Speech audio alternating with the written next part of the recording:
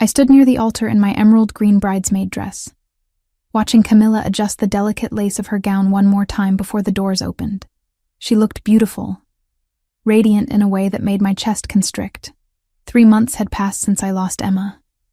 3 months since I woke up from anesthesia to find empty arms and a nurse who wouldn't meet my eyes.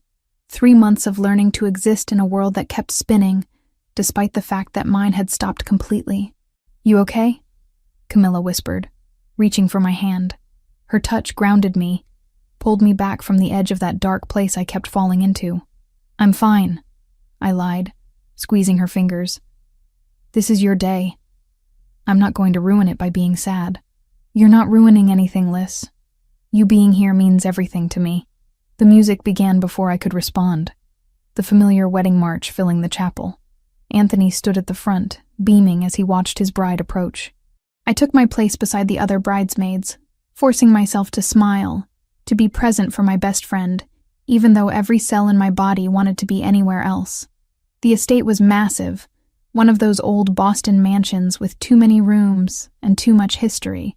Anthony's family had money, the kind that bought mansions in exclusive suburbs and invited people who made the news for reasons that were never entirely legal.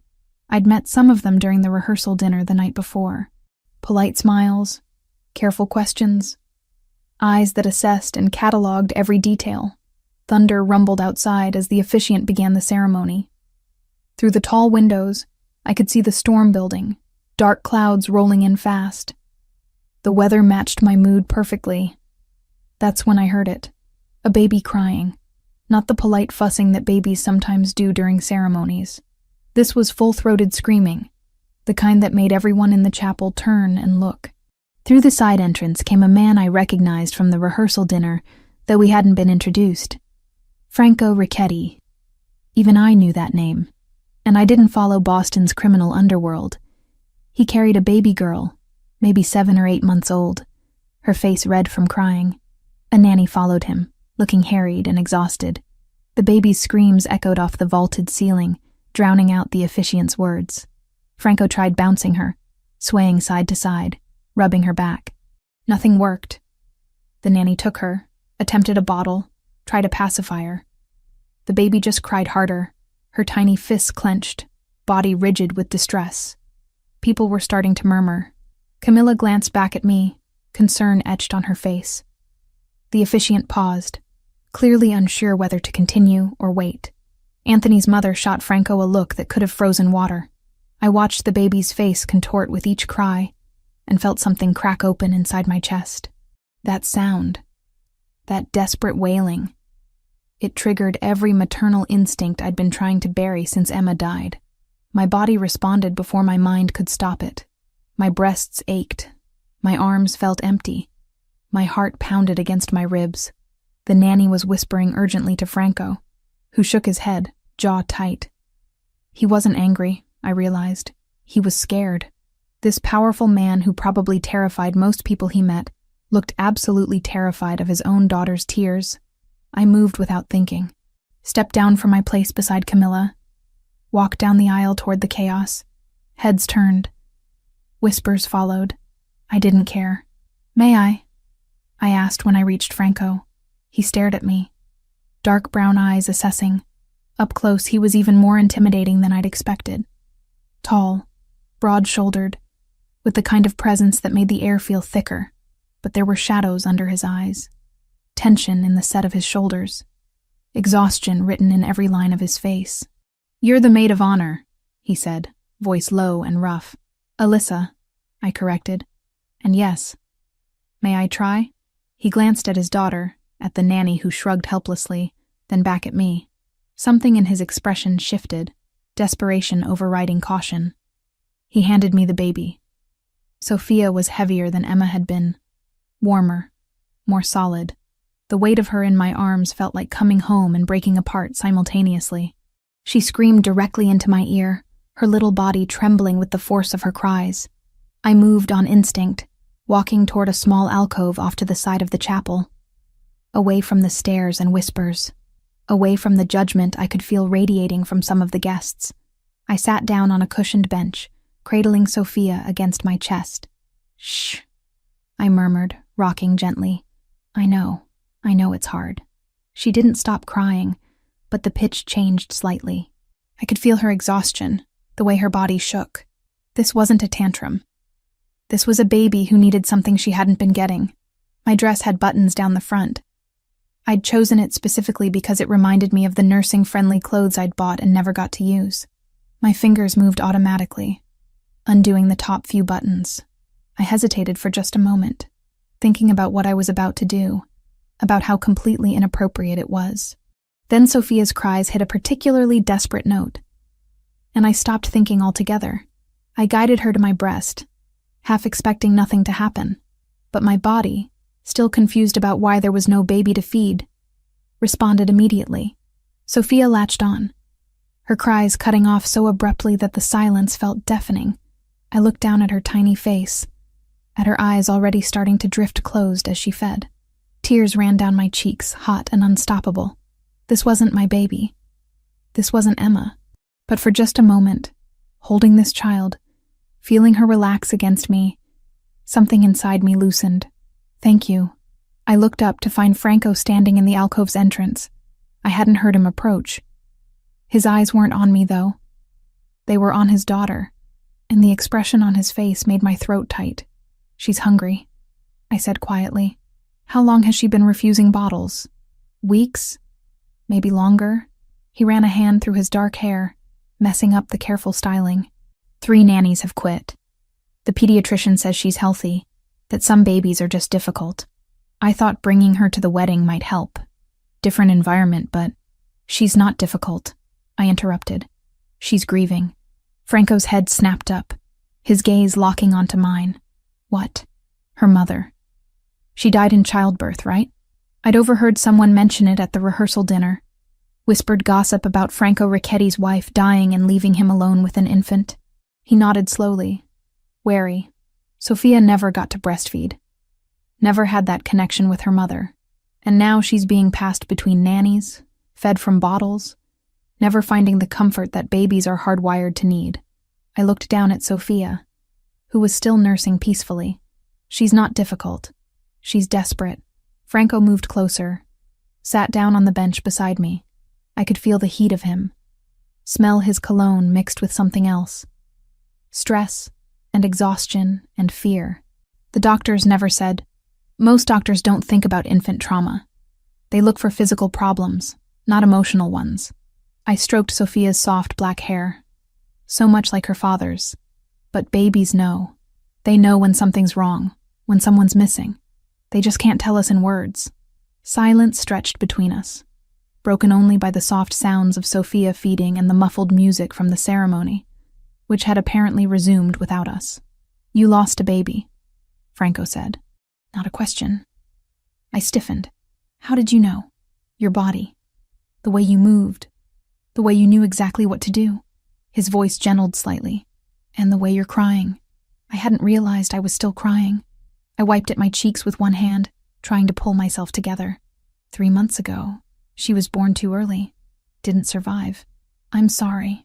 The simple words, spoken with genuine feeling, nearly undid me completely. I focused on Sophia instead, on the miracle of this baby I didn't know, finding comfort from a body that had been useless to the daughter I'd lost. Why are you doing this?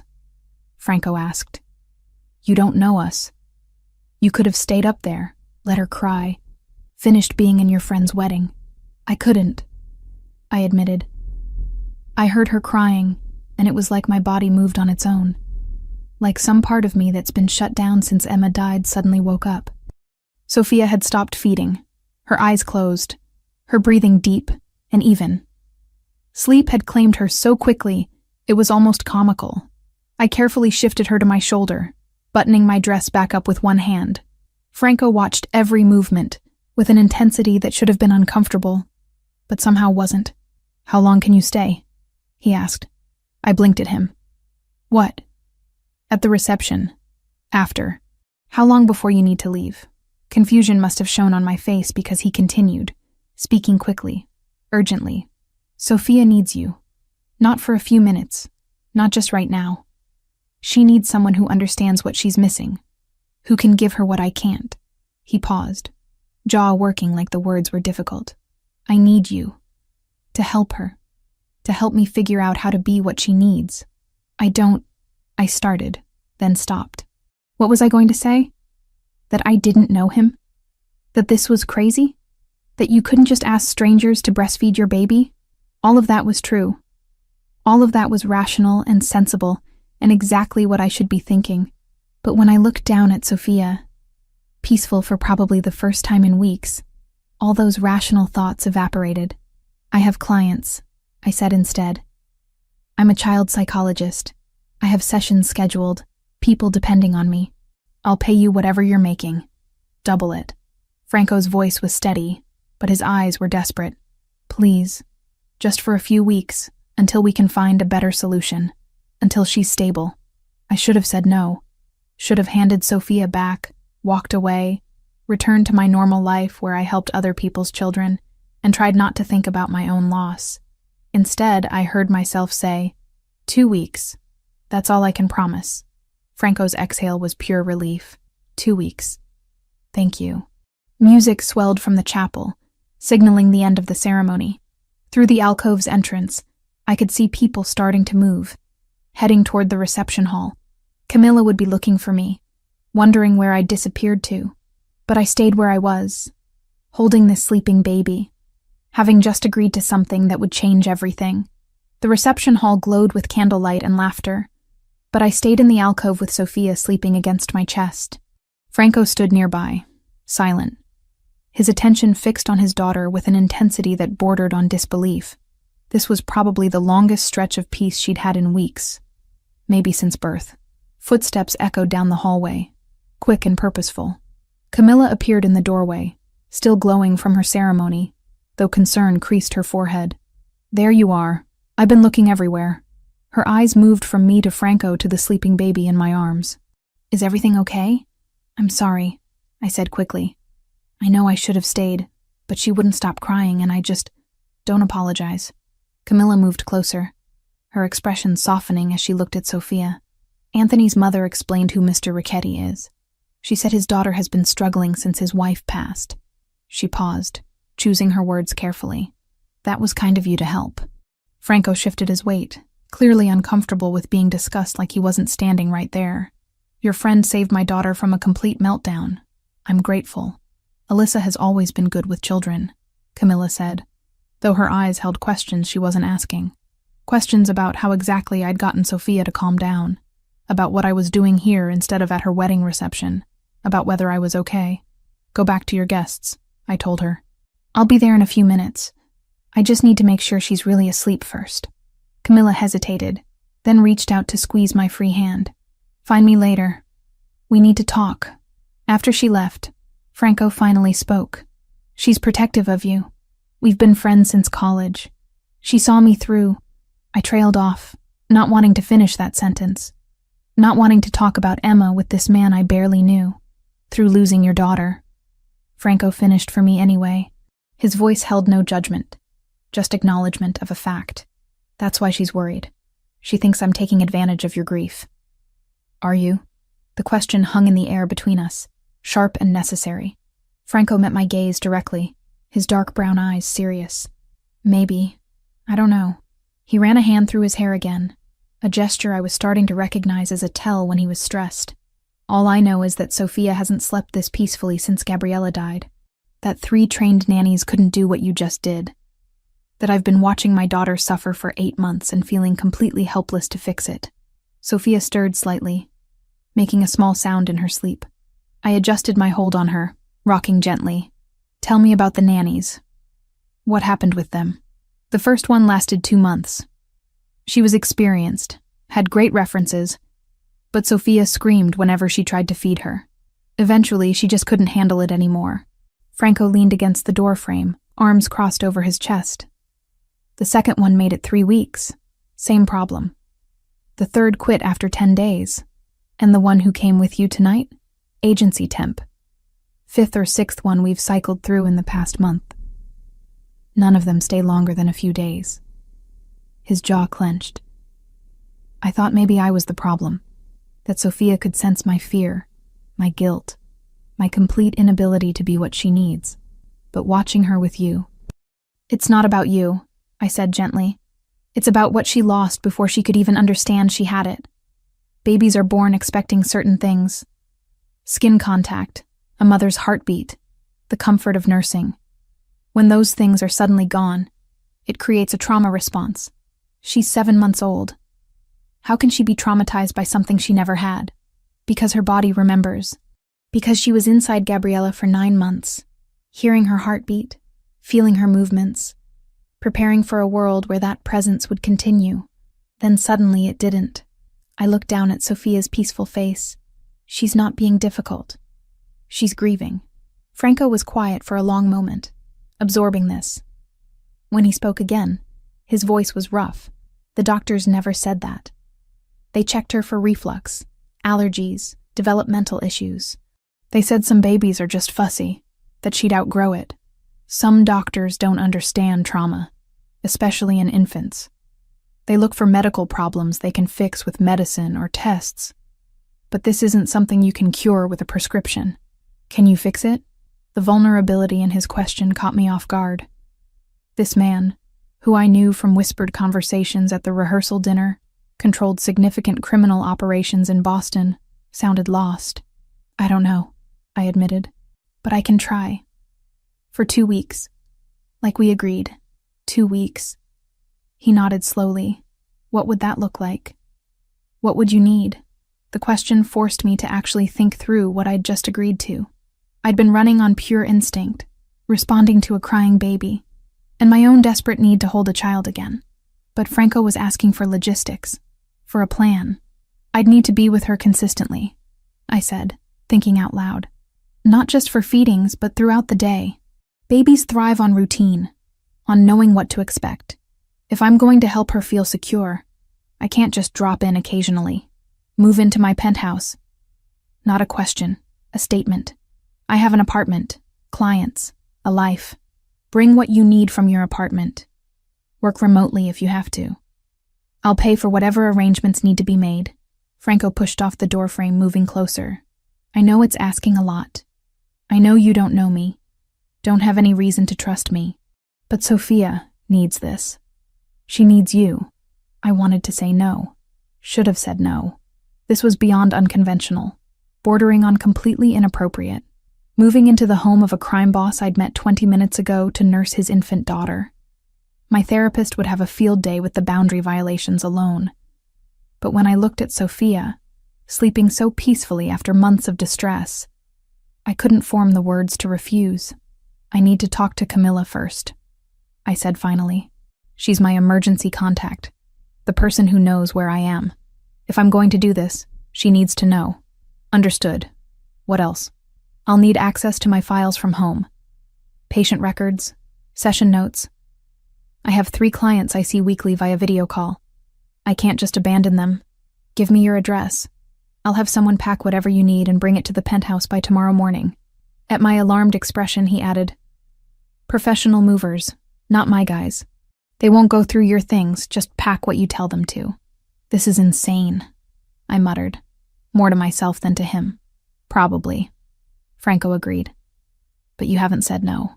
Because I couldn't. Because holding this baby felt like breathing after drowning.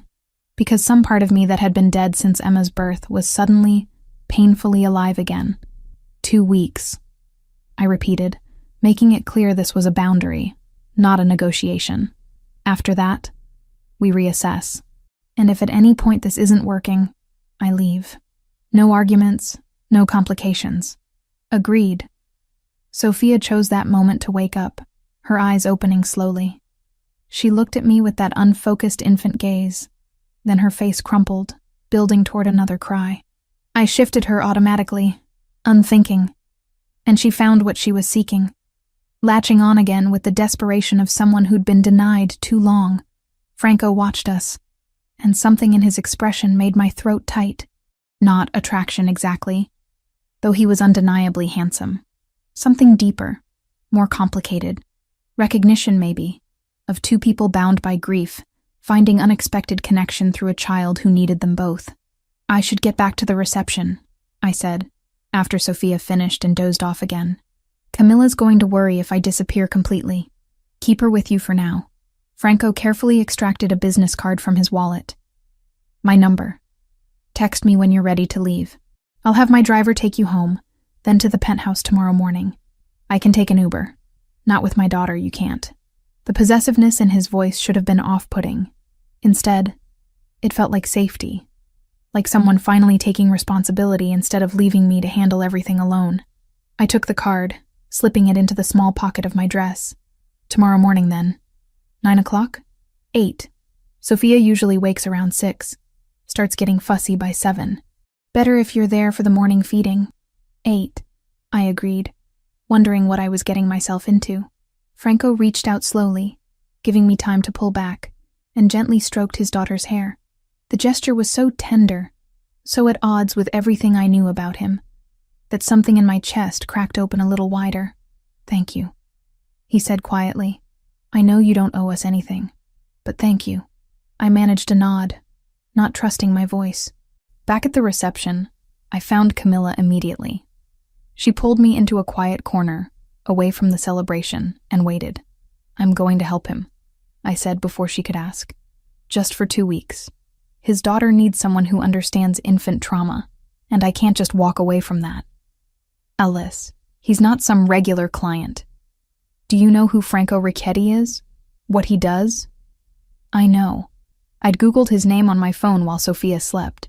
The articles were carefully worded, all allegedly and suspected. But the message was clear.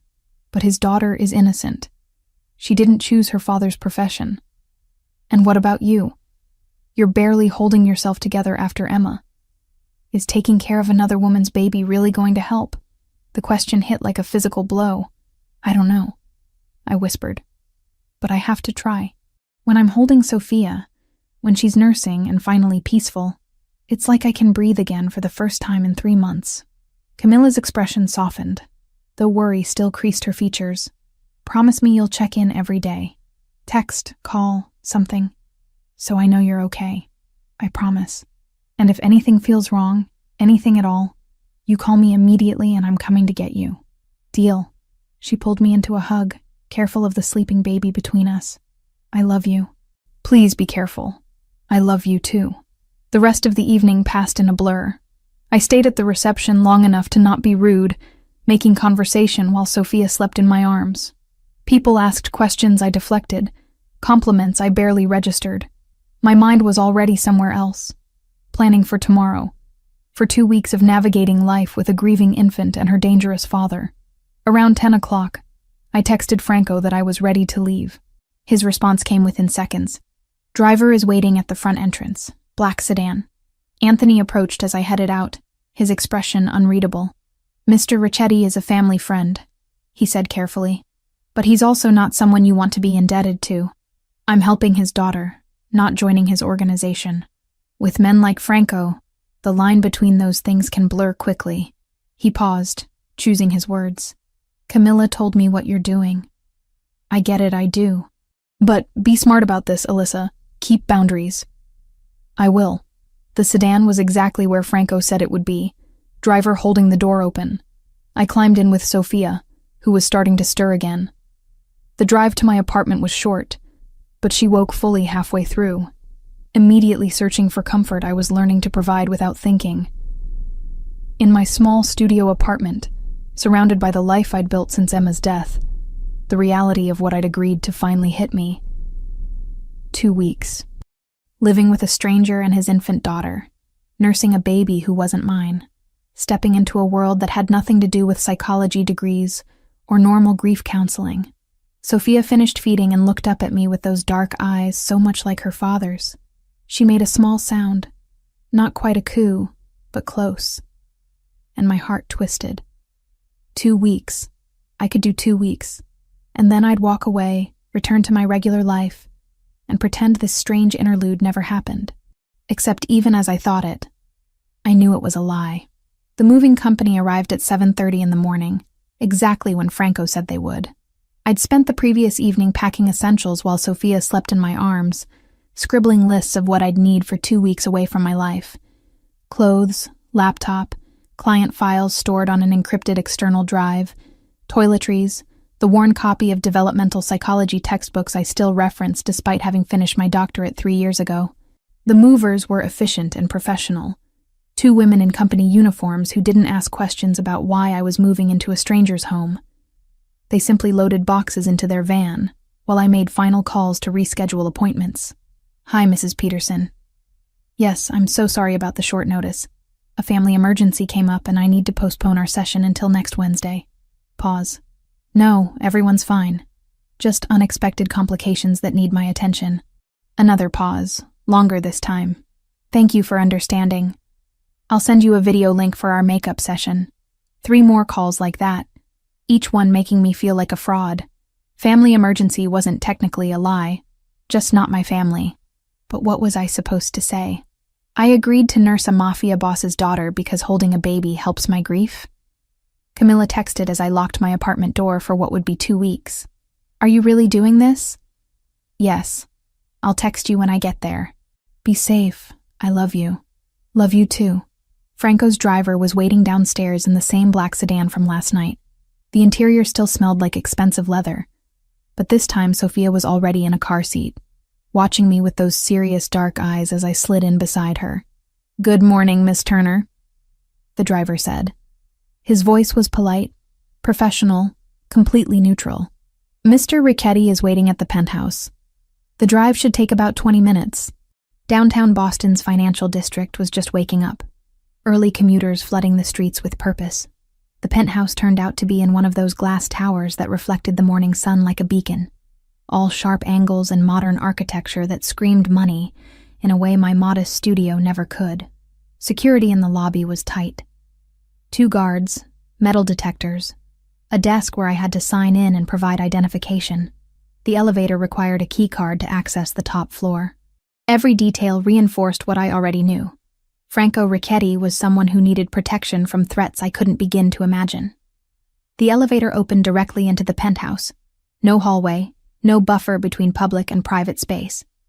Franco stood near the floor-to-ceiling windows, phone pressed to his ear, speaking rapid Italian that I couldn't quite follow. He raised one hand in acknowledgement when he saw us, then finished his conversation. "Capisco. Gestiscilo tu. Richiamami se ci sono problemi." I didn't catch every word, but his tone made it clear. Handle it. Call him if there were problems. He ended the call and pocketed the phone, attention shifting fully to Sophia and me. "You came." I said I would. People say a lot of things they don't mean. He crossed the space between us, movements fluid despite his size. Up close in natural light, I could see the exhaustion carved into his features more clearly than at the wedding. Dark circles under his eyes, tension in his jaw, the kind of weariness that came from months without adequate sleep. "Thank you for being someone who keeps her word." Sophia started fussing, recognizing her father, but also searching for what she'd found with me the night before. I lifted her from the car seat, and she immediately began rooting against my chest. "There's a room set up for you," Franco said, gesturing toward a hallway, next to Sophia's nursery. I had them bring a comfortable chair for feeding, extra pillows, whatever the lactation consultant suggested might help. "You called a lactation consultant?" "Last night, after you left. She couldn't come on such short notice, but she gave me a list of things that might make you more comfortable." He ran a hand through his hair, that now familiar gesture of stress. "I don't know what I'm doing here with any of this. I'm just trying not to make it worse." The vulnerability in his admission caught me off guard. This man controlled criminal operations across Boston, yet he was completely lost when it came to caring for his infant daughter. "Show me the room," I said quietly. The penthouse was enormous, modern and minimalist, with an edge of warmth I hadn't expected. The room Franco led me to was spacious, painted in soft gray with cream accents. A large window overlooked the city, curtains already drawn to filter the morning light. The promised chair sat near the window, a glider with ottoman, cushioned and inviting. A small bassinet stood ready in case Sophia needed to sleep near me during the day. "The bathroom is through there," Franco indicated a door. "Fully stocked. If you need anything else, just ask." Sophia's fussing escalated to crying. I sat down in the glider, already reaching for the buttons on my blouse. Franco turned away immediately, giving me privacy I hadn't asked for but appreciated nonetheless. "I'll make coffee," he said, heading for the door. "Unless you don't drink coffee?" "I drink coffee. Thank you." He left, closing the door behind him. I settled Sophia against me, feeling the now familiar tug as she latched on. Her crying stopped instantly, replaced by the soft sounds of nursing. My body responded automatically, milk flowing, muscles relaxing into a rhythm that felt both foreign and completely natural. The room was quiet, except for Sophia's small noises and the distant sounds of the city beyond the window. I let my head fall back against the chair, eyes closing, allowing myself this moment of peace before facing whatever the next 2 weeks would bring. A knock at the door made me open my eyes. "Come in." Franco entered carrying 2 mugs of coffee, steam rising in lazy curls. He set one on the small table beside the chair, then stepped back, maintaining careful distance. "How long does she usually nurse?" he asked. "Depends. 20 minutes, sometimes longer. She's making up for months of not getting this." I adjusted my hold on Sophia slightly. "Has she been eating solid foods at all?" "The nannies tried. She'd take a few bites, then refuse everything else. The pediatrician said not to worry as long as she was getting formula, but..." He trailed off, jaw clenching. "But she wasn't really getting formula either." "No. Maybe 4 or 5 ounces a day when she should be getting 30. She's underweight for her age, behind on all the growth charts. They wanted to do tests, check for disorders. But I kept thinking maybe she just needed time." I looked down at Sophia, who was nursing contentedly, her small hand curled against my breast. "She's going to gain weight now. We'll introduce solids gradually, follow her lead, but the most important thing is establishing this connection, letting her feel secure." Franco nodded, but his expression remained troubled. "I should have known. Should have understood what she needed instead of just hiring more nannies and hoping one of them would figure it out. You didn't know because no one told you. Doctors look for medical problems. Nannies follow standard procedures. Nobody thought to consider that she was traumatized by losing Gabriella. You did, within minutes of holding her, because I understand that kind of loss." The words came out rougher than intended. "Because I know what it feels like to have your body prepared for something that never happens." We sat in silence for a moment, the weight of shared grief settling between us like a physical presence. Then Franco cleared his throat, shifting to more practical matters. "I have meetings today. 3 of them, all essential. Marco and Vincent will be here. They're my most trusted men, completely vetted. If you need anything while I'm gone, ask them." "How long will you be out?" 4 hours, maybe 5. I'll try to be back for her afternoon feeding if that's okay. This is your home, Franco. You don't need my permission to be here, but she's more comfortable with you. I don't want to disrupt whatever routine you establish." He paused. "There's food in the kitchen, fully stocked. Cook whatever you want, order delivery, whatever works. My housekeeper comes Tuesdays and Fridays, but I canceled this week to give you privacy. You've thought of everything." "I'm trying to." His phone buzzed. He glanced at it, frowned, then looked back at me. "I have to take this. Will you be okay?" "We'll be fine." He left, voice already shifting to business mode as he answered the call. I heard fragments of conversation in Italian as he moved deeper into the penthouse. Words I couldn't quite catch, but tone I understood perfectly. This was Franco Ricchetti, the boss, not Franco Ricchetti, the exhausted father. Sophia finished nursing and immediately fell asleep, her small body going limp with satisfaction. I held her for a while longer, unwilling to put her down, needing this connection as much as she did. Through the window, Boston spread out below us, people rushing to jobs and lives that had nothing to do with the strange situation I'd found myself in.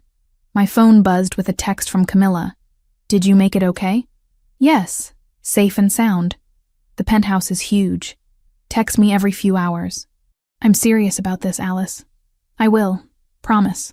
I spent the morning exploring the space Franco had given me, unpacking the boxes the movers had delivered. My clothes looked shabby hanging in the walk-in closet next to empty space meant for someone with a more extensive wardrobe. The bathroom was marble and chrome, larger than my entire studio's bathroom, with a shower that had more settings than I knew what to do with. Sophia woke around 11, ready for another feeding and a diaper change. I found the nursery across the hall, A room decorated in soft blues and whites with every possible baby item money could buy. Diapers, wipes, clothes in every size, toys she was still too young for but would grow into. A changing table with safety straps, a crib with breathable mesh sides, a rocking chair similar to the one in my room. Everything except the one thing she'd needed most. Someone to hold her and make her feel safe. I changed her diaper while she watched me with those serious eyes, then spent time on the floor with her, letting her practice sitting up with support. At 7 months, she should have been sitting independently, but I could see she was behind developmentally, probably from the months of distress and inadequate feeding. "We're going to catch you up," I told her, positioning cushions around her for support. "You're going to be just fine, sweet girl." And Marco appeared in the doorway, a large man in his 40s with salt and pepper hair and watchful eyes. "Miss Turner, I'm making lunch. Do you have any dietary restrictions?" "No, I eat pretty much anything, thank you." "Chicken parm okay?" "It's Sophia's father's favorite, but I can make something else if you prefer." "That sounds perfect." He lingered for a moment, watching Sophia attempt to grab a soft toy I'd placed in front of her. "She seems calmer today. She's feeling more secure. It'll take time, but she'll get there." Mr. Ricchetti was up all night researching infant attachment. I've worked for him for 8 years, never seen him so focused on something outside of business. Marco's expression softened slightly. "What you're doing for them, it matters." After he left, I settled into a routine that felt almost normal, feeding Sophia, playing with her, responding to work emails during her naps. I had a video session with one of my clients at 2 o'clock, a teenager dealing with anxiety whose mother had died 2 years earlier. We talked about grief, about moving forward while still honoring loss, about finding meaning after trauma. The irony wasn't lost on me that I was giving advice I hadn't fully figured out how to follow myself. Franco returned around 4, looking worn but less tense than when he'd left. He found us in the living room, Sophia on her stomach on a playmat while I encouraged her to push up on her arms. "How was your day?" he asked, loosening his tie. "Good. She's eating well, sleeping better. We did some tummy time, practice sitting. She's strong, just needs consistency." He knelt down beside us, reaching out to stroke Sophia's back. She turned her head toward him, made a small sound that might have been recognition or might have been gas. "And you?" he asked, eyes shifting to meet mine. "How are you holding up?" The question surprised me. Most people asked about the baby, about whether the arrangement was working, about logistics and schedules. Nobody asked about me. "I'm okay. This is easier than I expected, actually. Being useful, having a purpose again, it helps. You had a video session earlier. I heard you talking when I came in. I didn't mean to eavesdrop. It's your home. You weren't eavesdropping.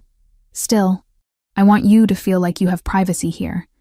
Like this is your space too for however long you stay." Sophia chose that moment to spit up slightly.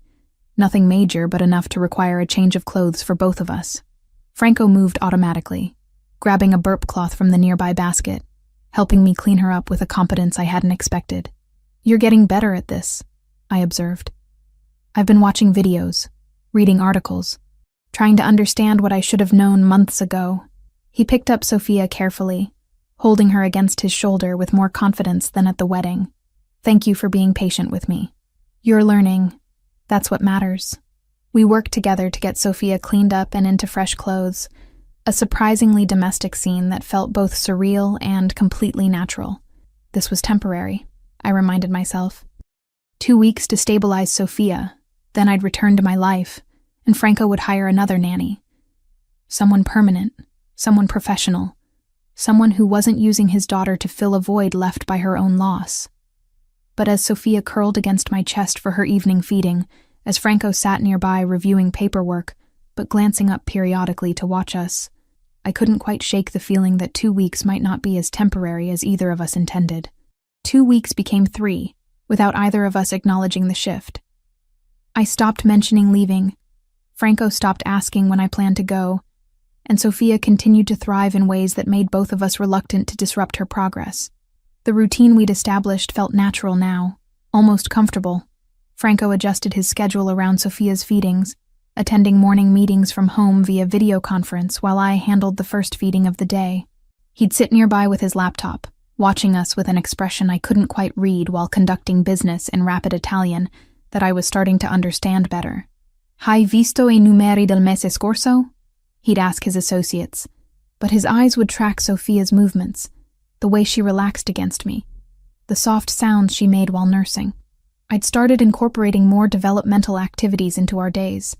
Tummy time on colorful mats, simple games with textured toys, reading board books in voices that made Sophia's eyes widen with interest. She was gaining weight steadily, her pediatrician amazed at the transformation from the underweight infant who'd been failing to thrive just weeks ago. "Whatever you're doing, keep doing it," Dr. Sanders had said during Sophia's 3-week checkup. "She's gained almost 2 pounds. Her muscle tone is improving, and she's hitting milestones I honestly didn't think we'd see for months." Franco had been there for that appointment, sitting in the too small chair meant for parents, listening to every word with an intensity that made the doctor pause mid-sentence. "You're her father?" Dr. Sanders had asked, though she clearly already knew the answer. "Yes, and Miss Turner is helping us," Franco said simply, offering no further explanation. The doctor's eyes had moved between us, questions clearly forming, but she'd simply nodded and returned her attention to Sophia. That evening, Franco cooked dinner. It was becoming a pattern, him taking over the kitchen while I settled Sophia for her evening feeding, the scent of garlic and herbs filling the penthouse. Tonight, it was risotto, creamy and perfectly seasoned, served with a simple salad and crusty bread. "Where did you learn to cook like this?" I asked, watching him plate the food with practiced ease. "My mother. She insisted all her children know their way around a kitchen, said it was shameful for an Italian not to be able to feed themselves properly." He set a plate in front of me, then took the seat across. "She died when I was 16. Car accident. After that, cooking became a way to remember her. It was the most personal information he'd shared about his family. Usually our conversations stayed surface level, or focused entirely on Sophia. This felt different, like crossing into territory we'd both been avoiding. "I'm sorry," I said quietly. Losing a parent that young must have been devastating. It was. My father shut down completely afterward, threw himself into the business. My older brother Antonio stepped up, tried to fill the void, but it wasn't the same. He took a bite of risotto, chewed thoughtfully. "That's when I learned that family isn't just blood. It's the people who show up when everything falls apart." The words hung between us, weighted with meaning I wasn't sure how to interpret. Was he talking about his past or making a point about our present situation? "Tell me about Emma," he said, changing the subject, but somehow making it more intimate. "What was she like?" My throat tightened. Nobody asked about Emma. Camila tried occasionally, but most people treated my daughter like a topic to avoid, a source of pain better left unmentioned. She was tiny, 4 pounds, 3 ounces, born at 32 weeks because my stress levels were too high and my body couldn't sustain the pregnancy. I set down my fork, appetite fading. She had dark hair like her father's, 10 perfect fingers, 10 perfect toes. The nurses said she looked peaceful, like she was just sleeping. "You didn't get to hold her." "No. I was unconscious from the emergency C-section. By the time I woke up, they'd already taken her to the morgue. Hospital policy, they said. I never got to say goodbye, never got to tell her I loved her, that I would have done anything to keep her safe." Franco reached across the table, covering my hand with his. The gesture was simple but grounding, pulling me back from the edge of grief that still threatened to swallow me whole. "She knew," he said firmly. "Babies know when they're loved even if they can't stay." "How can you be so sure?" "Because I see the way Sophia responds to you, the way she relaxes when you hold her, like she's finally found what she was searching for. That doesn't come from technique or training. It comes from genuine care, from love given freely." His thumb stroked across my knuckles. "Emma felt that from you. I'm certain of it." Tears spilled over before I could stop them. Franco stood, moving around the table to pull me into his arms. I buried my face against his chest, breathing in the scent of his cologne mixed with garlic and rosemary, letting myself break apart in a way I hadn't since the hospital. "I should have protected her better," I choked out. "Should have left him sooner, should have known the stress was too much. You did the best you could with what you knew at the time." That's all any of us can do. We stayed like that for a long time. Franco holding me while I cried for the daughter I'd lost and the future that had been stolen from both of us. When I finally pulled back, his shirt was damp with my tears, and his eyes held an emotion I couldn't quite name. "Thank you," I whispered. "For what?" "For asking about her. For not treating her like a taboo subject. She was your daughter. She deserves to be remembered." Later that night, after Sophia was asleep in her crib and I'd retreated to my room, I found myself thinking about Franco's words. About family being the people who show up when everything falls apart. About how this strange arrangement had somehow become more than a transaction, more than temporary help for a struggling father. My phone buzzed with a text from Camilla. "Haven't heard from you in 2 days. Getting worried." Guilt washed through me. I'd been so absorbed in the routine with Franco and Sophia that I'd let my promise to check in regularly slide. "Sorry, everything's fine. Just busy." Busy or avoiding? I stared at the question, unsure how to answer. Was I avoiding? Maybe. Talking to Camilla meant acknowledging that this situation had an expiration date, that eventually I'd need to leave and return to my real life. As long as I stayed in this bubble, I could pretend that caring for Sophia was my job, my purpose, my future. "Both, probably," I typed back honestly. "Want to meet for coffee tomorrow? I miss you. I'll have to bring Sophia." Bring her. I want to meet the baby who's stolen my best friend. We arranged to meet at a cafe near the penthouse the following afternoon. Franco agreed immediately when I asked if he'd be comfortable with Sophia leaving the apartment. "She needs to experience the world beyond these walls," he said. "And you need time with your friend. Take as long as you want." The next day, I dressed Sophia in a soft pink outfit that Franco had bought but she'd never worn, strapped her into the expensive stroller that had been gathering dust in the nursery, and headed out with Marco following at a discreet distance. Franco had insisted on security, a compromise I'd accepted after pointing out that constant bodyguards would make normal outings impossible. Camilla was already waiting when I arrived, her face lighting up when she saw us. She hugged me tightly, then immediately knelt beside the stroller to examine Sophia. "Oh my God, Alice. She's beautiful. She's doing so much better. Gaining weight, hitting milestones, actually sleeping through the night sometimes." We settled at a corner table, Sophia content in my arms, and I felt the weight of Camilla's scrutiny. "You look different," she said finally. "Happier maybe. Or at least less haunted. Taking care of her helps. Gives me purpose." "And her father? How's that situation?" I chose my words carefully. "Franco is complicated.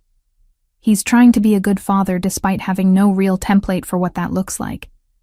He's protective, sometimes overbearing, but his intentions seem genuine. Seem genuine or are genuine? I'm not sure there's a difference when it comes to him. Everything is layered with his world, his responsibilities, his need to control situations. But with Sophia, with me, I see him trying to be different." Camilla leaned back, coffee cup cradled in her hands. "You're falling for him." "What? No, that's not—" "Alyssa, I've known you for 8 years. I can tell when you're developing feelings for someone. The way you talk about him, the way your whole face softens when you mention his name. You're falling for him." I wanted to deny it, to insist that our relationship was purely professional, focused entirely on Sophia's well-being. But sitting here with my best friend who knew me too well to accept lies, I couldn't form the words. "It doesn't matter what I feel," I said instead. "This is temporary. Once Sophia is stable, I'll go back to my life and he'll hire someone permanent. Have you discussed that recently? Confirmed that you're still planning to leave?" "No. Alice, I know. I'm avoiding the conversation because I don't want to hear the answer. If he says it's time for me to go, then I have to leave her. Leave them. And I'm not ready for that." Sophia chose that moment to start fussing, searching for what she now expected from me. I shifted her discreetly, grateful for the cover of the blanket I'd brought, and let her latch on. The familiar tug, the immediate calm that washed over her. It grounded me in a way nothing else could. "You've built a family with them," Camilla observed quietly, "whether you meant to or not. A family that isn't really mine." I'm the nanny who happens to breastfeed his daughter. Nothing more. Does Franco see it that way? I thought about the way he watched us during feedings, the personal stories he'd started sharing, the casual touches that had become more frequent over the past week, his hand on the small of my back when he passed behind my chair, his fingers brushing mine when he handed me coffee, the way he'd held me while I cried about Emma. I don't know how he sees it, I admitted. We don't talk about us. We talk about Sophia, about her development and needs. Everything else exists in this weird, unspoken space. Maybe it's time to change that. Have an actual conversation about what's happening here. And say what? That I'm using his daughter to fill the void left by mine? That I've developed feelings for a man I barely know who happens to control criminal operations? That the thought of leaving makes me physically ill? All of that, yes. Because he deserves honesty, and so do you. Camilla reached across the table, squeezing my free hand. You're allowed to want this, Alice. You're allowed to build something new even though Emma is gone. That doesn't make you a bad mother or disloyal to her memory. The words cracked something open inside me. A truth I'd been avoiding since I first held Sophia. I wasn't replacing Emma. I was learning to live in a world without her, finding purpose and connection in unexpected places. I'm scared, I whispered. Of course you are, but you're also one of the strongest people I know. Whatever happens with Franco and Sophia, you'll handle it. We talked for another hour, shifting to lighter topics, catching up on Camila's honeymoon plans and mutual friends I'd been neglecting. When Sophia fell asleep against my chest, milk-drunk and peaceful, Camilla smiled. She's lucky to have you, even if it's just for now. Walking back to the penthouse with Marco trailing behind, I thought about Camilla's advice. Maybe it was time to have that conversation with Franco, to clarify what we were doing and where this was heading. The uncertainty was becoming harder to navigate, the unspoken feelings making every interaction feel weighted with meaning neither of us dared acknowledge. Franco was waiting when I got back, pacing the living room with his phone pressed to his ear. He looked tense, jaw clenched, shoulders rigid. When he saw us, some of the tension eased. I need to go, he said into the phone. Handle it the way we discussed. Call me if there are complications. He ended the call and crossed to me, eyes scanning Sophia as if checking for injuries. How was your coffee? Good. Camila sends her regards. I hesitated, then plunged forward before I could lose my nerve. Franco, we need to talk. About Sophia. About me being here. About what happens next. His expression shuddered. Walls going up so fast I could almost see them materializing. All right, let me put Sophia down for her nap, and we'll talk. He took his daughter carefully, cradling her with the confidence he'd developed over the past 3 weeks, and disappeared into the nursery. I waited in the living room, heart pounding, rehearsing different ways to approach the conversation. When Franco returned, he didn't sit down. Instead, he moved to the windows, looking out at the city spread below us. You want to leave, he said flatly. I want to understand what's happening here. What you expect from me long term. What I expect? He turned to face me, and the emotion in his eyes stole my breath. I expect that eventually you'll realize this was never just about Sophia. That every day you stay, I fall deeper into something I have no right to feel. I expect that you'll leave because that's what smart people do when they get too close to someone like me. The admission hung in the air between us, raw and honest and terrifying. What if I don't want to be smart? I heard myself say. Franco crossed the room in 3 long strides, stopping just short of touching me. Then you'd be taking a risk that could destroy you. I'm not a good man, Alyssa. I do things that would horrify you if you knew the details. The only reason I'm trying to be better is because of Sophia, because of you. But that doesn't change what I am. I know what you are. I'm not naive about your world. Knowing and living it are different things. Then help me understand. Stop protecting me from the truth and just be honest about what you want. He reached up, cupping my face with hands that had probably done terrible things, but held me with infinite gentleness. I want you to stay. Not for 2 weeks or 2 months, but permanently. I want to wake up every morning knowing you're here, that Sophia has you, that I have you. But I can't ask that of you because it's not fair. Because you deserve someone normal who doesn't come with the baggage and danger that define my life. What if I think I can handle it? Then I'd spend every day terrified that I'd get you killed, that someone would use you against me, that you'd wake up one morning and realize what a mistake you'd made. I stepped closer, eliminating the distance between us. I'm not asking for guarantees, Franco. I'm asking if you want me here beyond my usefulness as Sophia's nurse. His answer came in the form of a kiss, desperate and hungry and full of weeks of restrained wanting. I kissed him back with equal intensity, pouring 3 weeks of unspoken feelings into the connection. When we finally broke apart, both breathing hard, Franco pressed his forehead against mine. "Stay," he whispered. "Please stay." The word hung between us like a promise and a prayer.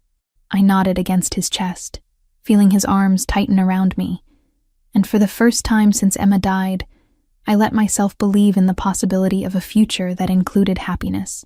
That night, after Sophia was asleep and the penthouse had settled into quiet, Franco and I talked until dawn. Really talked. About everything we'd been avoiding. He told me about Gabriella, about their arranged marriage that had grown into genuine affection, if not passionate love, about the guilt of being in a meeting when complications arose, about holding his newborn daughter for the first time while his wife lay dying 3 floors below. "I blame myself," he said, sitting beside me on the couch, our bodies close but not quite touching. Blamed Sophia too for a while. Every time I looked at her, I saw what I'd lost instead of what I'd gained. That's why I couldn't connect with her. Why I kept hiring nannies and hoping one of them would fix what was broken. You weren't broken. You were grieving. Maybe. But it took you walking into that wedding, taking my daughter without permission, and showing me what love actually looks like for me to understand that. His fingers found mine, intertwining naturally.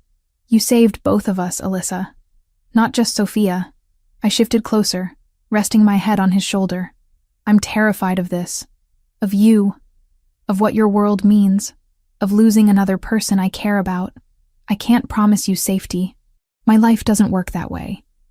But I can promise that I'll do everything in my power to protect you. To keep you and Sophia as far from the dangerous parts as possible. What about the Yamaguchi? You mentioned them before but never explained. Franco tensed slightly. They're a problem I'm handling. Territorial dispute over distribution channels. It'll be resolved soon. Franco. He sighed, recognizing my tone. They know about you now. Saw you with Sophia. Put together that you're important to me.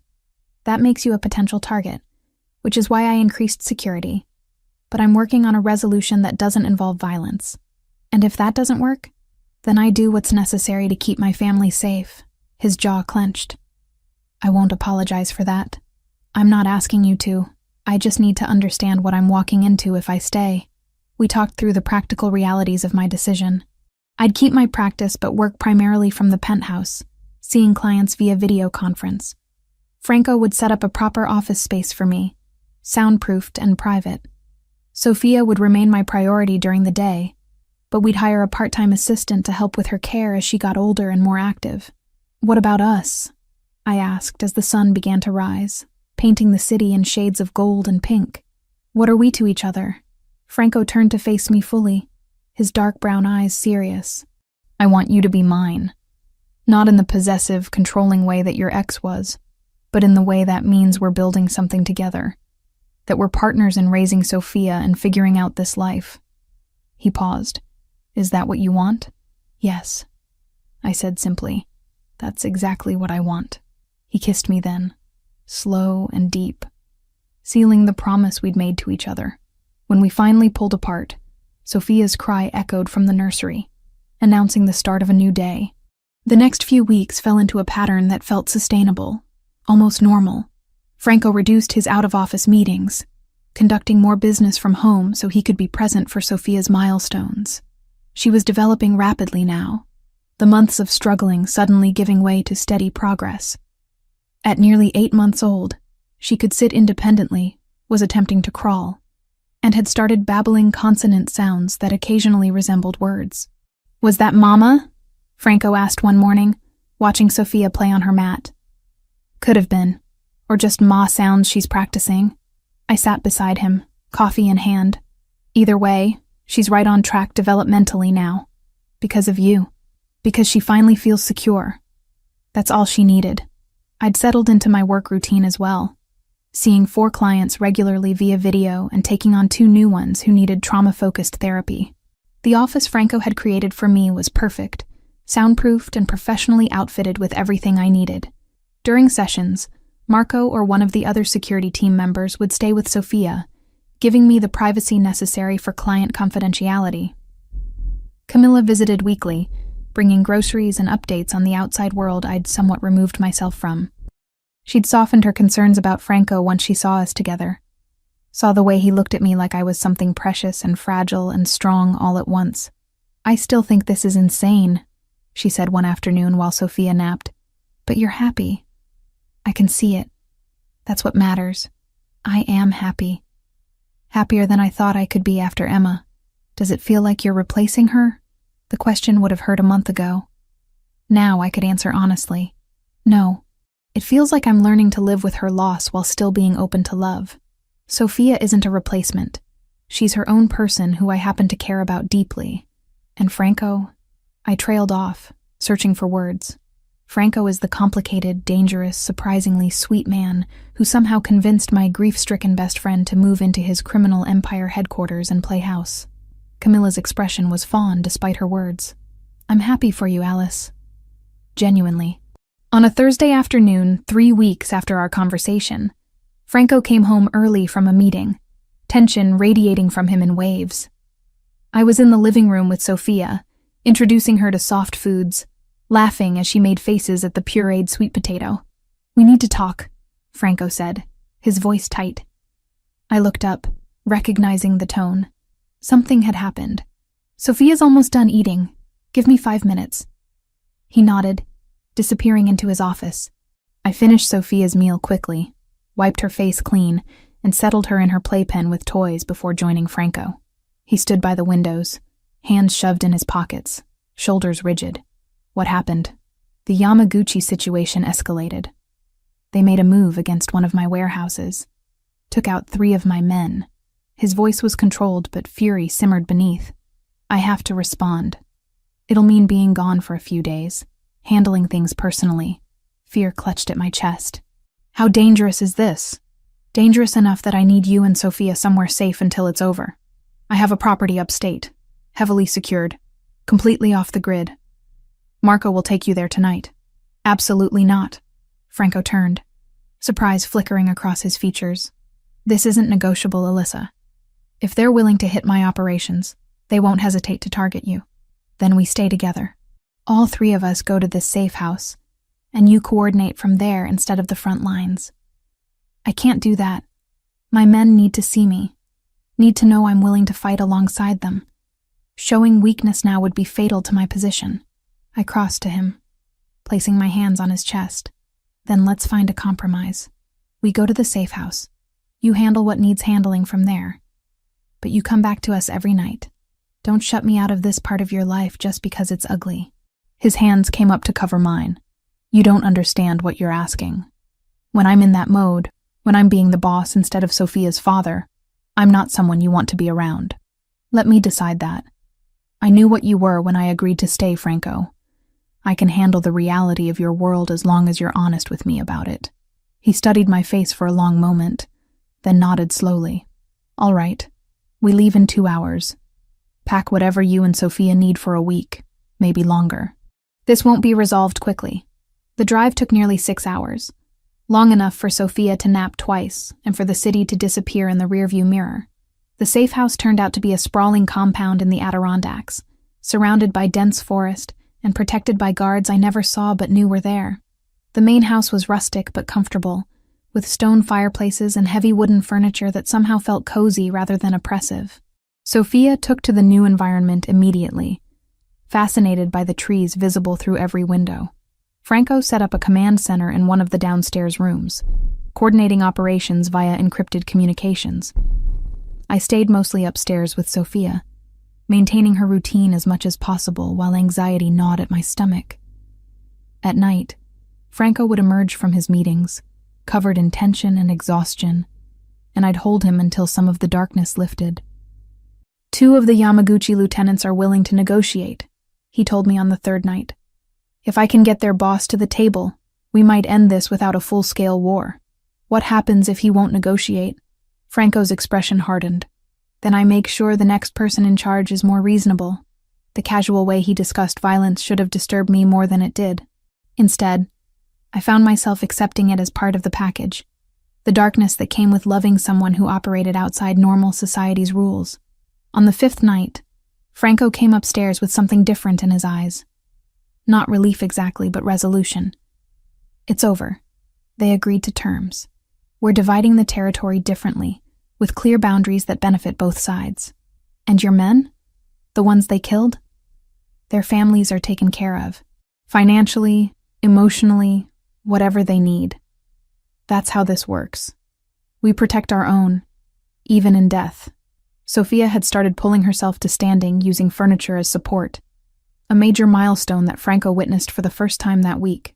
Watching him crouch beside her, encouraging her with soft words in Italian, I saw the man he could be when the weight of his position wasn't crushing him. Brava, principessa, he murmured, as Sophia stood shakily, gripping the coffee table. You're so strong, just like your mama. The words caught me off guard. He'd never called me that before. Never assigned me that role despite the reality of our situation. I felt tears prick my eyes as Sophia looked at me and smiled, proud of her accomplishment. Did you see? I asked, moving closer. You're standing all by yourself. Sophia wobbled, then plopped down on her bottom, laughing at the sudden change in perspective. Franco scooped her up, spinning her gently, his face transformed by genuine joy. She's going to be walking soon, he said. Running before we know it, getting into everything. Are you ready for that? With you here? I think I can handle anything. We returned to the penthouse the following week. The threat neutralized, but the reality of Franco's world now impossible to ignore. I'd seen the toll his position took, the way violence and danger shaped every decision. But I'd also seen his devotion to Sophia, his determination to be better than his circumstances, his capacity for tenderness despite a life built on ruthlessness. One evening, after putting Sophia to bed, I found myself standing in the nursery doorway, watching her sleep. Franco appeared beside me, slipping an arm around my waist. She looks like Gabriella when she sleeps, he said quietly, but she has your expressions, your gentleness. She has your strength, your determination not to let anything break her. We're good for her. Together. He pulled me closer. I never thought I'd have this again. A family. Someone to share the weight with. You gave me that, Alyssa. I turned in his arms, looking up at the man who'd somehow become my everything. You gave me a reason to keep going when I thought I was done. We saved each other, Franco. He kissed me, and in that moment, I knew without question that I'd made the right choice. This life, this man, this child, they were mine now. Not because circumstances had forced us together, but because we'd chosen each other despite every reason not to. Sophia stirred in her crib, making sleepy sounds. I moved to her automatically, stroking her back until she settled. When I turned, Franco was watching us with an expression that made my heart clench. What are you thinking? I asked. That I want to make this permanent. Not just you living here, but us being a real family. He paused. I'm not proposing. Not yet. But I wanted you to know that's where this is heading for me. Eventually, when you're ready. The promise settled warm in my chest.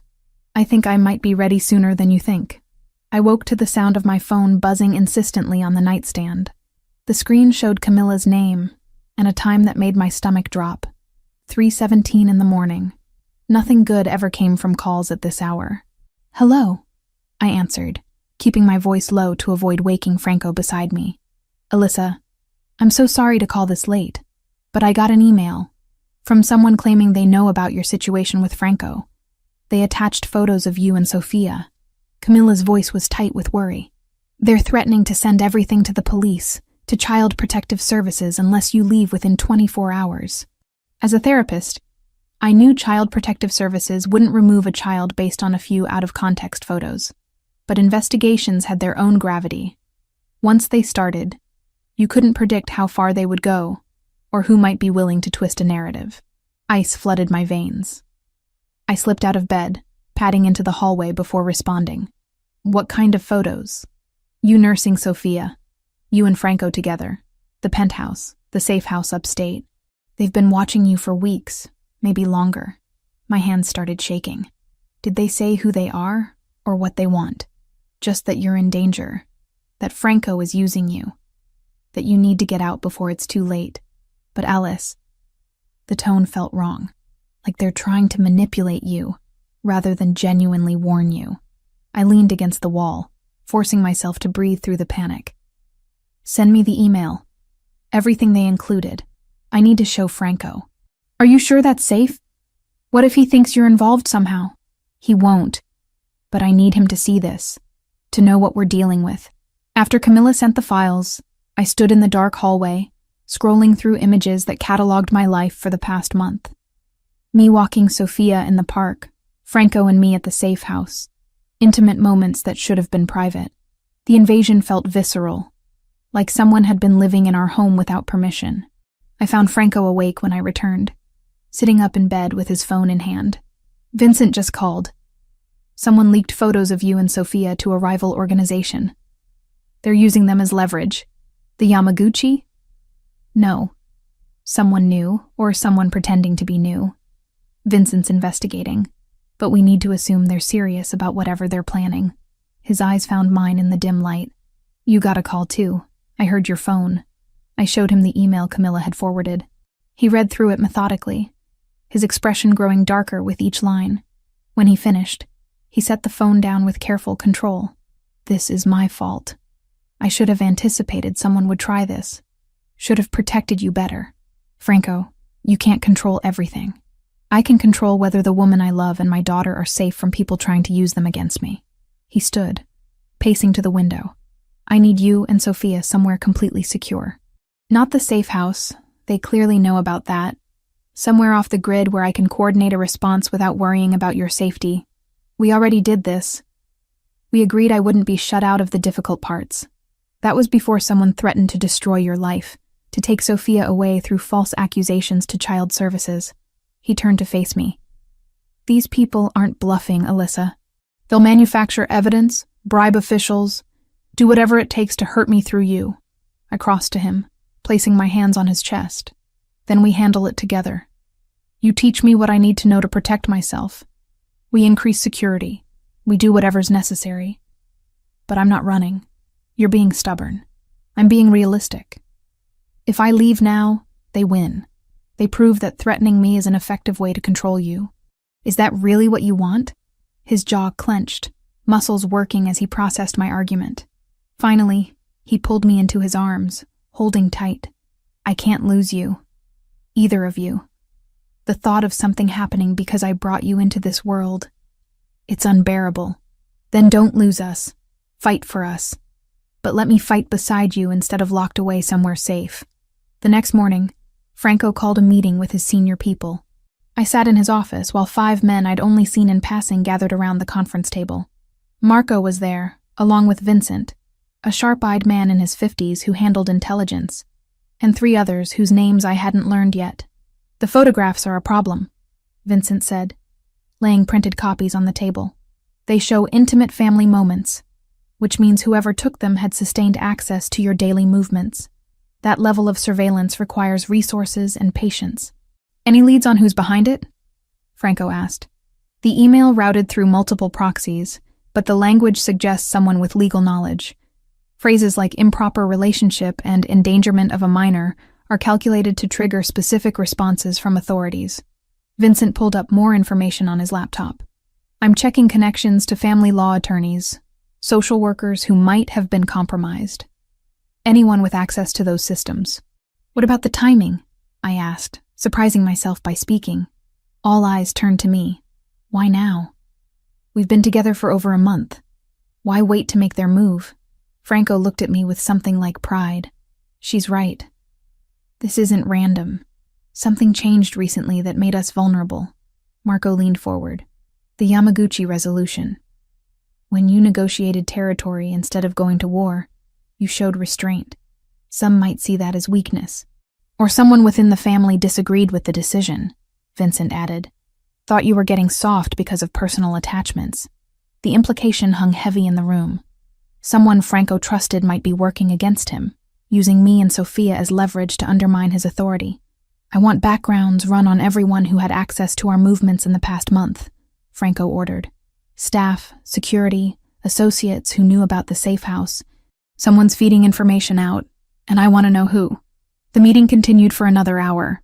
Strategies discussed in language I only partially understood.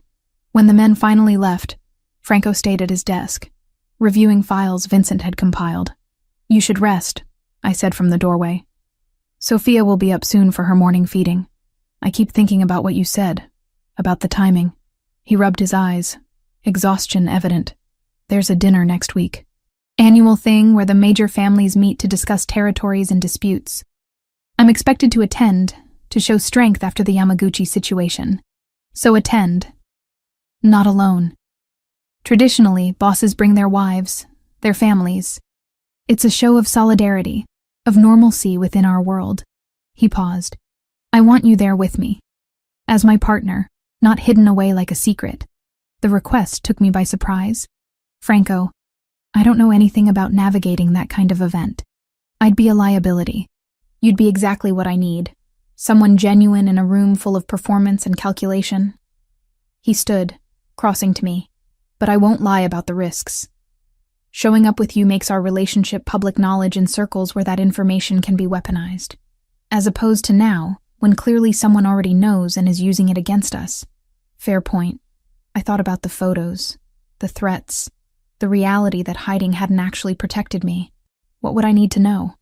What are the rules for something like this? Over the next few days, Franco prepared me for the dinner with an intensity that would have been amusing if the stakes weren't so high.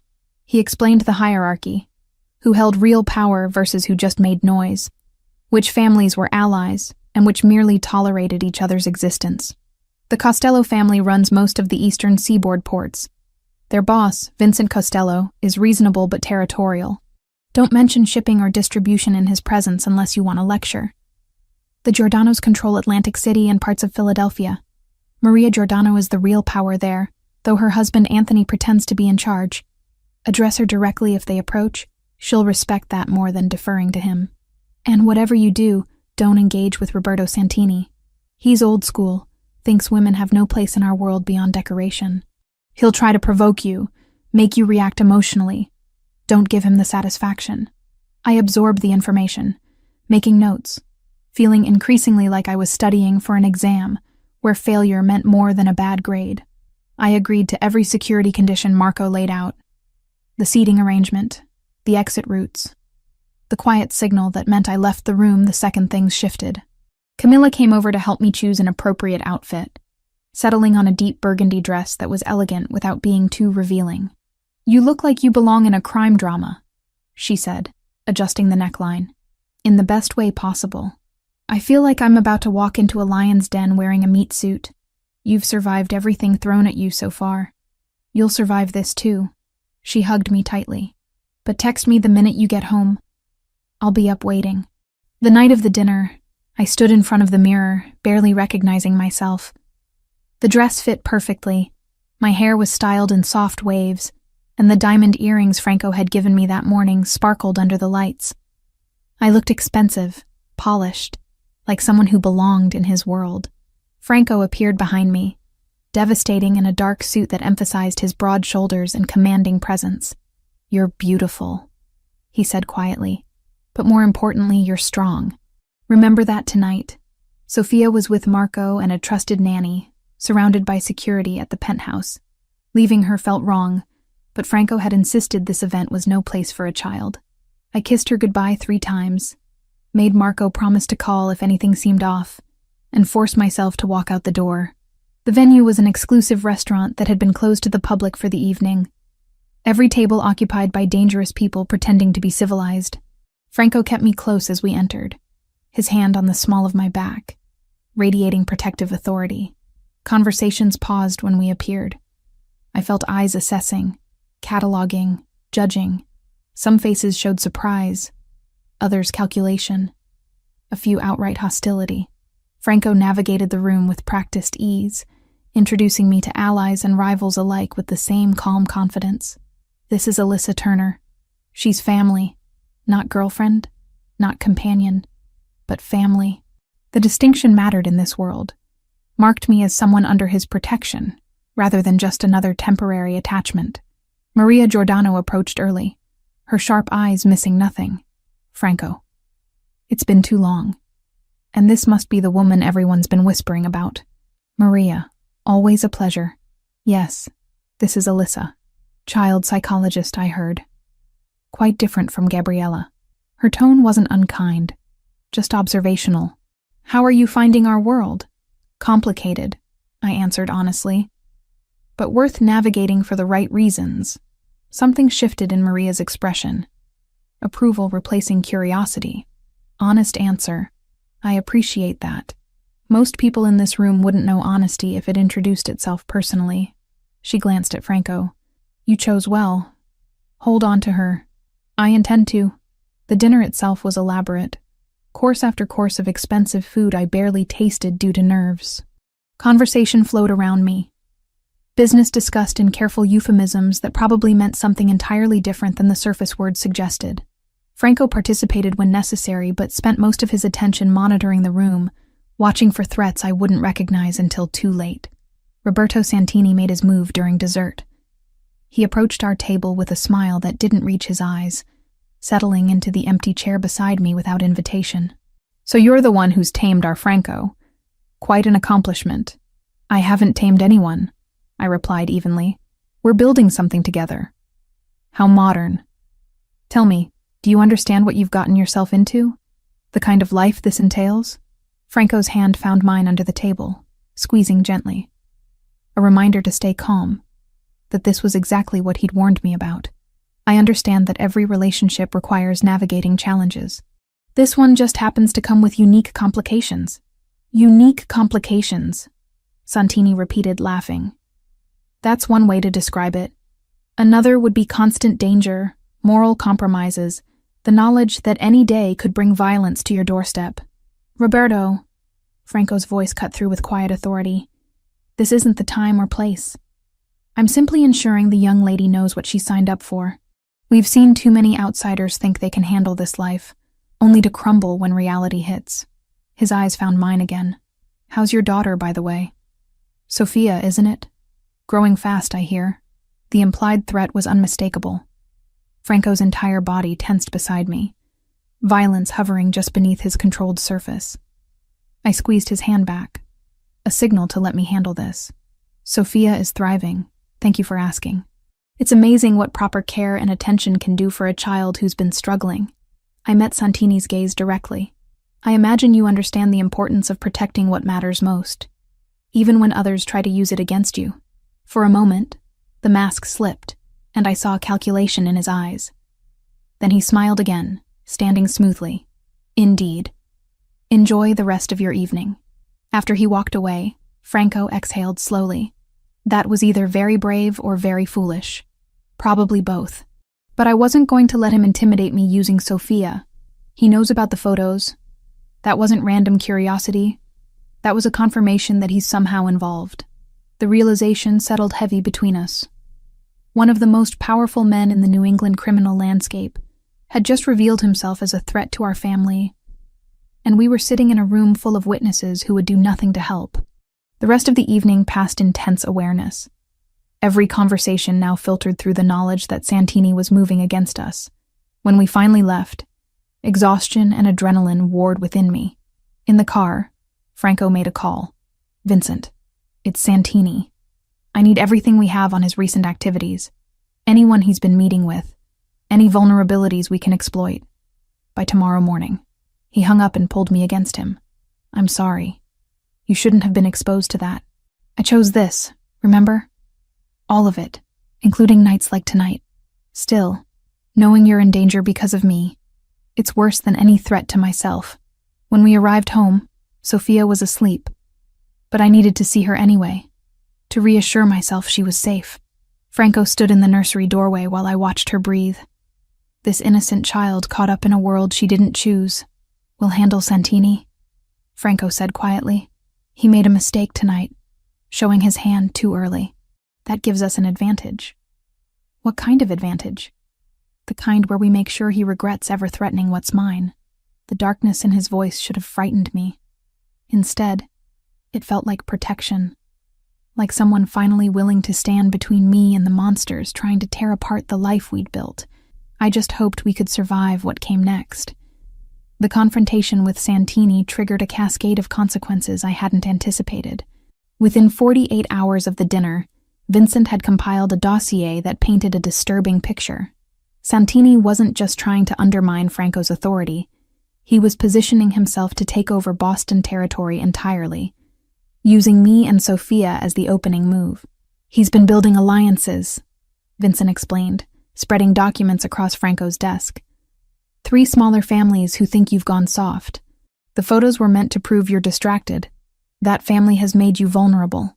How many people are we talking about? I asked from my seat near the window. Franco had insisted I be present for these briefings now, said I deserved to know what we were facing. Santini, plus maybe 20 loyalists across the 3 families. Not a small force, but manageable if we act strategically. Vincent glanced at Franco. The question is how you want to handle this. Direct confrontation or quiet elimination? Neither. Franco's answer surprised both of us. I want him exposed. If I take him out violently, the others will see it as proof I'm the problem. But if I show everyone exactly what he's been doing, the manipulation, the betrayal of our agreements, then they'll turn on him themselves. That's risky, Vincent warned. Requires gathering evidence that could also implicate you. Then we're careful about what we share and how. I won't start a war that puts Alyssa and Sophia in more danger than necessary. Watching Franco navigate the politics of his world with this new restraint was fascinating. The man who'd resolved the Yamaguchi situation through negotiation was evolving, choosing calculated moves over immediate violence. I wanted to believe it was my influence, that caring for us had fundamentally changed him. But part of me wondered if this was just another strategy, pragmatism disguised as growth. That evening, after Sophia was asleep, Franco found me in the office I'd been using for client sessions. I was reviewing notes from earlier therapy appointments, trying to maintain some semblance of my professional life amidst the chaos. You're quiet, he observed, leaning against the doorframe. What's going through your head? Honestly, I'm trying to reconcile the man who makes me breakfast and reads bedtime stories with the one who discusses eliminating threats like it's a business transaction. He crossed the room, pulling up a chair to sit facing me. They're the same person, Alyssa. I wish I could separate them for you, be only the good parts when I'm here. But that's not reality. I know. And I'm not asking you to change who you are. I just need to understand how to exist in both versions of your life without losing myself in the process. Then tell me what you need. Boundaries, limits, whatever helps you maintain the parts of yourself that matter. The offer was genuine. I could see it in his eyes. I need my work to stay separate. My clients, their stories, the therapeutic relationship, that can't be contaminated by your world. Agreed. What else? I need Sophia protected from the details until she's old enough to understand and choose for herself what role she wants in the family business. She'll never be in the business, Franco said firmly. That's not negotiable. Whatever I build, it's so she can have choices I never did. And I need us to have conversations like this regularly. Not just crisis management, but actually checking in about how we're both handling things. He nodded slowly, processing each request. I can do all of that. But I need something from you, too. What? Stop questioning whether you belong here. You've proven yourself a dozen times over. The way you handled Santini at the dinner, how you've adapted to security protocols, your willingness to understand my world instead of demanding I abandon it. You're stronger than you give yourself credit for. The words settled warm in my chest. I hadn't realized how much I needed to hear them, needed confirmation that I wasn't just tolerated, but genuinely valued. I'll try, I promised, but you have to be patient with me when I struggle. This isn't the life I imagined, and sometimes I need time to process. I can be patient. The next morning, I woke to Sophia's babbling from the nursery. At 9 months old, she was becoming increasingly vocal, stringing together consonant sounds that occasionally resembled words. I found her standing in her crib, gripping the railing, bouncing excitedly when she saw me. "Good morning, sweet girl. Ready for breakfast?" As I settled into the glider with her, my phone buzzed with a text from Camilla. "Coffee today? I need to talk to you about something." We arranged to meet at the same cafe as before, with Marco maintaining his usual discreet distance. When I arrived, Camilla looked worried, her usual bright energy replaced with tension. "What's wrong?" I asked after ordering. "I got another email. Different from the first one, but clearly from someone connected to that situation." She pulled up her phone, showing me a message that made my blood run cold. "Tell your friend she's making a mistake. Franco Ricchetti is using her grief to manipulate her into staying. She needs to leave before she becomes another casualty of his lifestyle. This is her last warning." "When did you get this?" "This morning. Alice, I'm really worried. What if they're right? What if he is manipulating you?"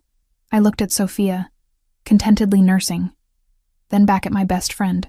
"Franco isn't perfect. He's dangerous, operates outside the law, makes decisions I don't always agree with. But he's not manipulating me. He's been honest about what his life entails, given me choices at every step, even the choice to leave, especially that one. He's said multiple times that I can walk away, that he'll make sure Sophia and I are both taken care of even if we're not together." I paused, choosing my words carefully. The person sending these messages wants me to doubt him, wants to create division between us. That's manipulation, Camilla, not what Franco and I have built. She studied my face for a long moment. "You're sure about this? About him? As sure as I can be about anything. I'm not naive. I know the risks. But I also know what I feel when I'm with him, how he treats me, how he's trying to be better. That's real, regardless of what outsiders think they know." "Okay. I trust your judgment, but promise me if that changes. If you ever feel trapped or scared, you'll tell me." "I promise." That afternoon, Vincent called an emergency meeting. He'd found the leak, the person feeding information to Santini about our movements and activities. When we gathered in Franco's office, Marco stood beside a younger man I recognized as part of the security rotation. The man's face was bruised, one eye swelling shut. "This is Thomas," Vincent said flatly. "He's been taking photos, reporting our schedules, basically acting as Santini's eyes for the past 6 weeks." Franco's expression was cold, controlled fury barely contained. "Why?" Thomas spat blood onto the floor. "Because you've gone soft. Choosing negotiation over strength, letting some woman dictate how you run the family. You're making us weak. So you betrayed your oath, endangered innocent people, for what? Santini's promise of a better position?" Franco's voice was deadly quiet. "Did you even stop to think about what happens when I find out?" "Which I always do. Do what you're going to do. I'm not apologizing for trying to protect the family's interests. I should have left the room. This wasn't my world. Wasn't the conversation I needed to be part of. But Franco had asked me to stay, said I should see what consequences looked like in his reality. "Here's what's going to happen," Franco said, addressing Thomas but speaking loud enough for everyone to hear. "You're going to call Santini and tell him you've been compromised, that I know everything. Then you're going to disappear, leave Boston, and never come back. Because if I see you again, the next conversation won't be this civilized." Thomas stared, clearly expecting worse. "That's it? You're just letting me go? I'm giving you a chance to survive, which is more than you deserve. But understand this. You're marked now. Every family in New England will know you're a traitor. That's a death sentence with or without my direct involvement." Marco escorted Thomas out while the rest of us sat in heavy silence. When they were gone, Franco turned to me. "You're wondering why I didn't kill him. The old Franco probably would have. The old Franco didn't have a daughter watching his every move, learning from his example, or a partner who's trying to see the good in him despite overwhelming evidence of the bad." He stood, moving to the window. "I meant what I said about being better. That starts with choosing consequences that don't involve unnecessary violence. Even when he endangered us? Even then. Because if I become the monster everyone expects, I prove Santini right, that I'm too compromised by personal attachments to lead effectively. Vincent cleared his throat. For what it's worth, I think you made the right call. Thomas talking to Santini will speed things up, force him to make a move before he's ready. That's our advantage. The next 3 days were tense with waiting. Franco increased security further, brought in additional personnel to watch the penthouse and monitor Sophia's every movement. I tried to maintain normalcy, conducting therapy sessions and caring for Sophia, but fear hummed constant beneath the surface. On the 4th day, Vincent got the call he'd been expecting. Santini wanted a meeting, neutral territory, to discuss terms. Franco agreed, with conditions that I insisted on being present for the negotiation. Absolutely not, Franco said immediately. That puts you directly in his crosshairs. I'm already in his crosshairs, but if I'm there, he can't twist your words or claim you acted without reason. I'm a witness, and an outsider to your world. That matters. We argued for hours. Franco adamant about my safety, me equally determined not to be sidelined. Finally, he agreed to a compromise. I could attend the first part of the meeting, the formal discussion where terms were laid out, but I'd leave before any final decisions were made, before the conversation could turn violent. The meeting was set for the following evening at a restaurant owned by a neutral family, the Costellos, who had no stake in the outcome. I dressed carefully, professional but not intimidated, and tried to calm the racing of my heart as we drove through Boston. Franco held my hand the entire way, his grip tight enough to border on painful. If anything feels wrong, if he makes any move toward you, I need you to trust Marco to get you out. Don't argue. Don't hesitate. Just go. I will. The restaurant had been cleared of regular patrons, only key players present.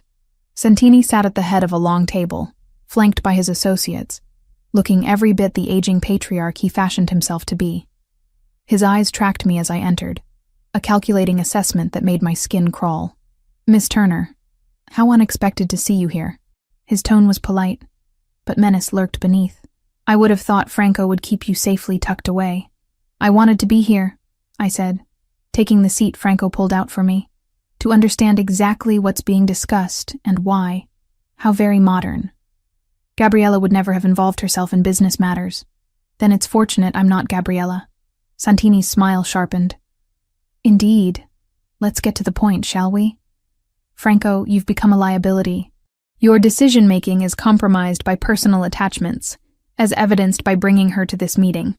I'm offering you a chance to step back gracefully, retain some territory and dignity, rather than forcing a conflict neither of us truly wants. That's generous, Franco said, his voice dripping sarcasm. Except I'm not interested in stepping back. You've been undermining my authority for months, using manipulation and deception to turn allies against me. That ends tonight. Or what? You'll start a war you can't win? Or I'll show everyone here exactly what you've been doing. Franco nodded to Vincent, who produced the dossier they'd compiled. Photos of your meetings with the Yamaguchi before our negotiation, trying to sabotage the peace. Recordings of you offering reduced rates to my distributors if they'd switch loyalty. Evidence that you orchestrated the threats against Alyssa, including hiring Thomas to spy on us. Santini's composure cracked slightly. That's all circumstantial. Could be fabricated. Could be. But it's not. And you know it. Franco leaned forward. Here's my offer. You retire. Publicly cite health reasons, pass your territory to someone reasonable, and I don't share any of this with the families who trusted you. You get to keep your reputation and your life. That's more than you've earned. The room fell silent, everyone waiting for Santini's response. His face cycled through emotions, fury and calculation, and finally resignation. He'd been outmaneuvered, and we all knew it. You've learned some new tricks, he said finally, using shame instead of bullets. Very progressive. I'm trying to build something that lasts beyond my generation.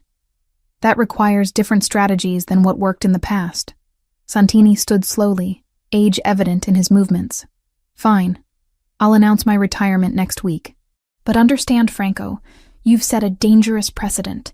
Showing mercy makes others think you're weak. Let them think what they want. I know what I am.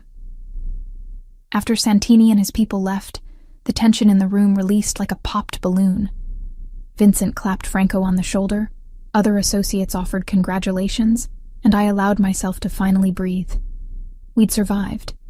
Not through violence, not through the brutal tactics that defined this world, but through strategy and evidence, and Franco's determination to be something more than what was expected. By the end of the week, Santini had tendered a very public retirement, the kind that came with quiet pressure, airtight evidence, and no room for negotiation. On the drive home, Franco pulled me close, kissing my temple. "Thank you for being there, for being my witness.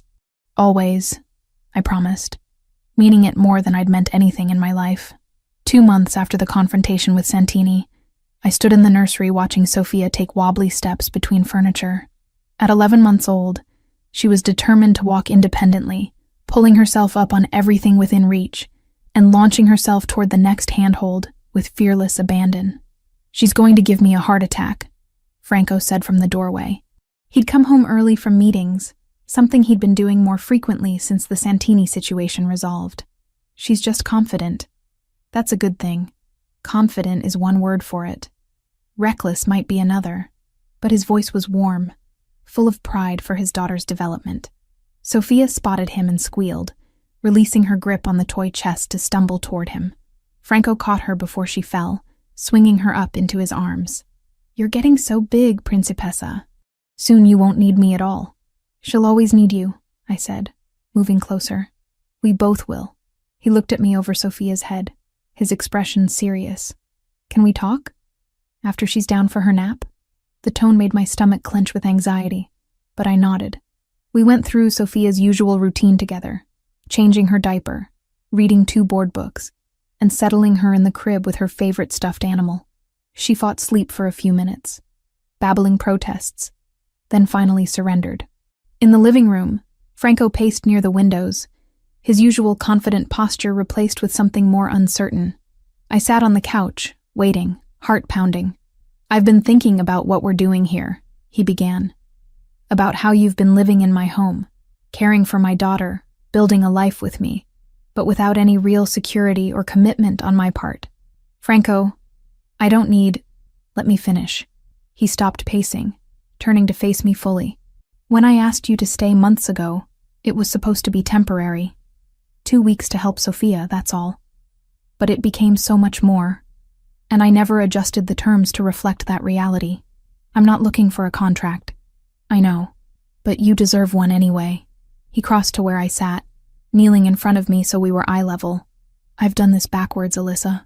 Let you move in, brought you into my world, made you part of our family, without ever properly asking if that's what you wanted long-term. I'm here, aren't I? That's my answer. But I need to do this right."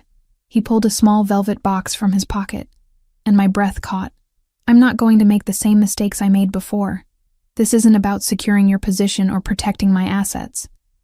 This is about choosing you every day, for the rest of my life."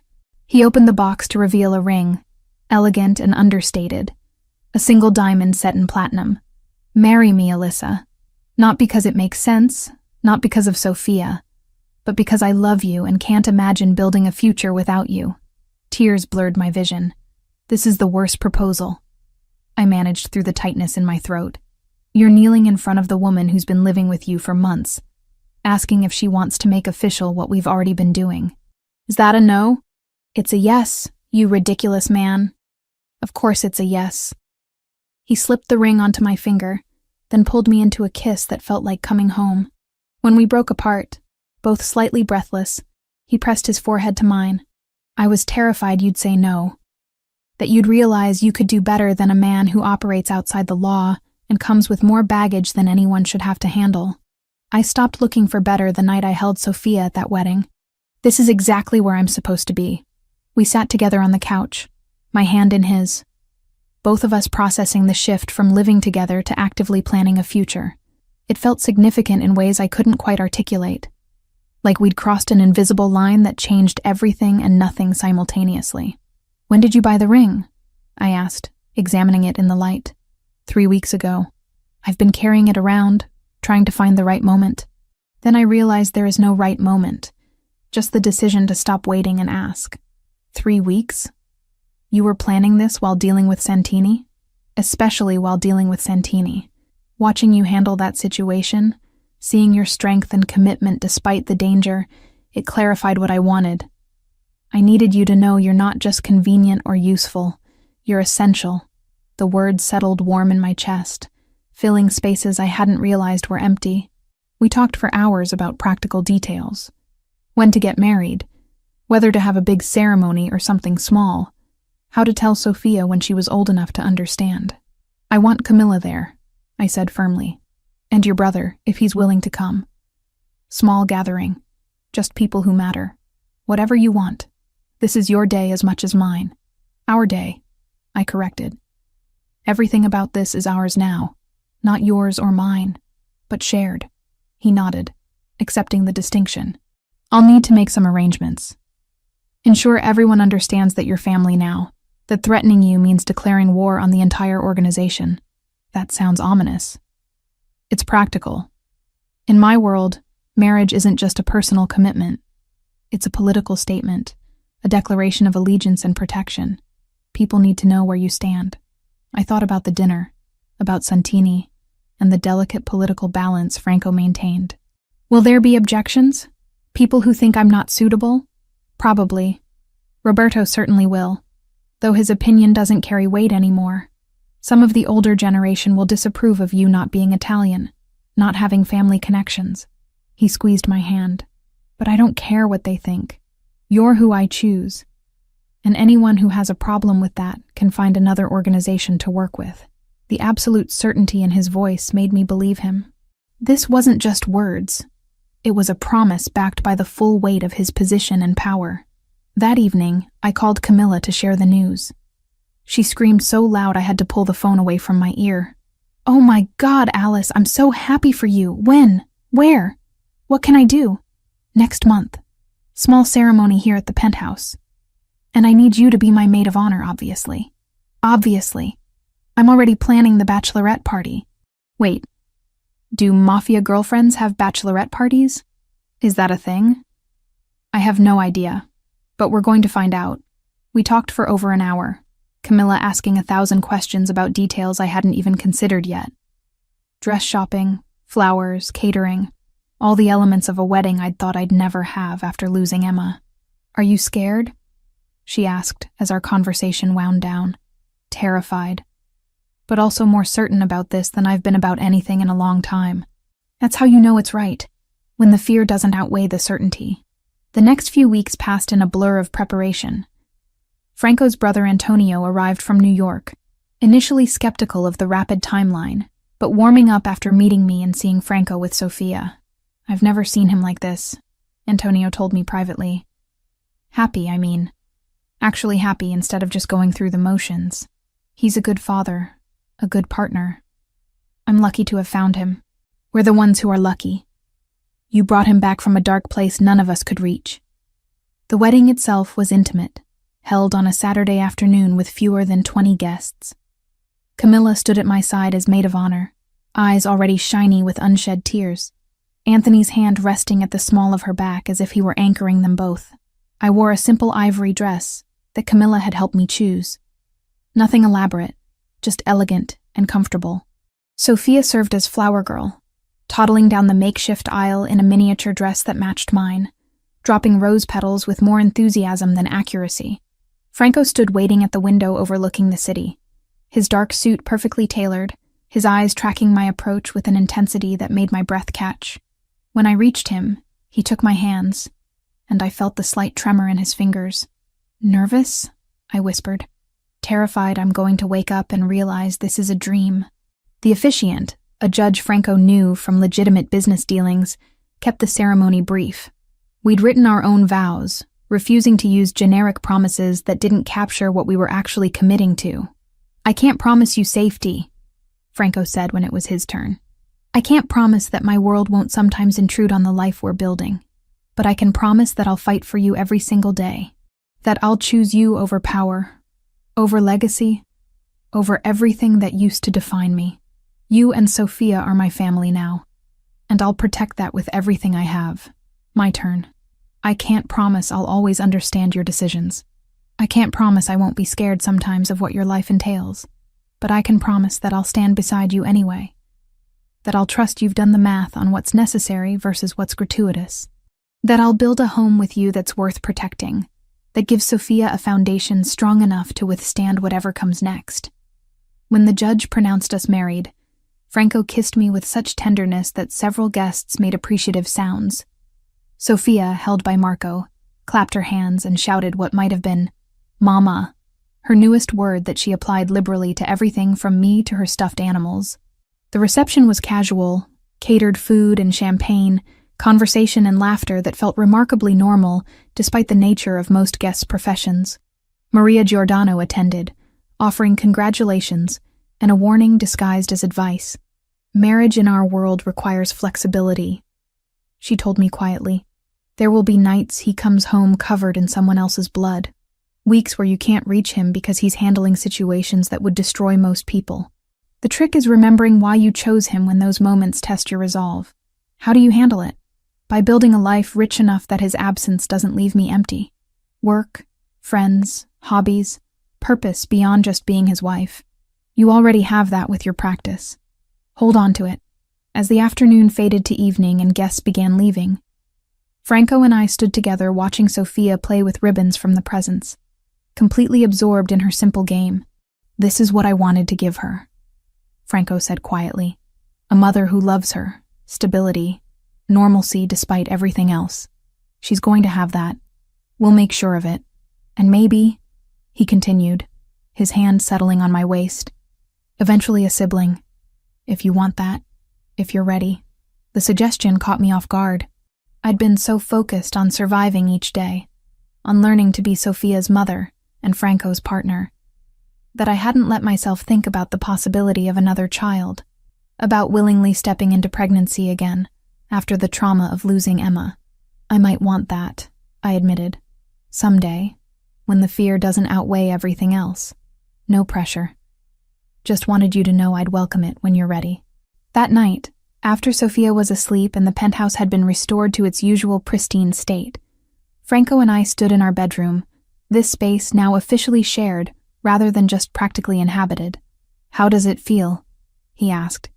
"Being married to a criminal? Surprisingly normal. How does it feel being married to someone who spent years studying how to help traumatized children? Like I've been given something I don't deserve, but will spend the rest of my life trying to earn." I crossed to him, wrapping my arms around his waist. "You've already earned it, Franco. By showing up every day, by choosing to be better than what your world demands, by loving Sophia and me, despite how much easier your life would be without the complications we bring. My life was empty before you. Easy maybe, but completely empty. We made love that night, with a new quality to the intimacy, the knowledge that we'd promised forever adding weight to every touch, every whispered word." Afterward, lying in the dark with Franco's arms around me, I thought about the journey that had brought me here, from the chapel where Sophia's cries had called to something broken in me, to this moment where I'd built a family from grief and unexpected connection. It wasn't the life I'd planned, wasn't the future I'd imagined when I first met Franco at Camilla's wedding, but it was mine, ours. A family forged from loss and love and the determination to build something beautiful despite the darkness surrounding us. Sophia's voice echoed from the nursery through the baby monitor, not crying but babbling to herself, practicing sounds that would eventually become words and sentences and her own story to tell. Franco stirred beside me. "I'll get her. We'll both go." Together we walked down the hall to where our daughter was standing in her crib, holding onto the railing, waiting for us with that bright smile that never failed to make my heart constrict. Franco lifted her out while I settled into the glider, and we spent the early morning hours as a family, watching the city wake up through the windows while Sophia nursed and then fell back asleep against my chest. This was what I'd fought for, what had made every risk worth taking. Not perfection, but presence. Not safety, but commitment. A family built deliberately, with full knowledge of what it would cost, and absolute certainty that the price was worth paying. Franco's hand found mine in the dim light, fingers intertwining with the ease of practice. No words needed, just the solid presence of partnership, the quiet promise of showing up tomorrow and every day after, ready to face whatever came next together. The end.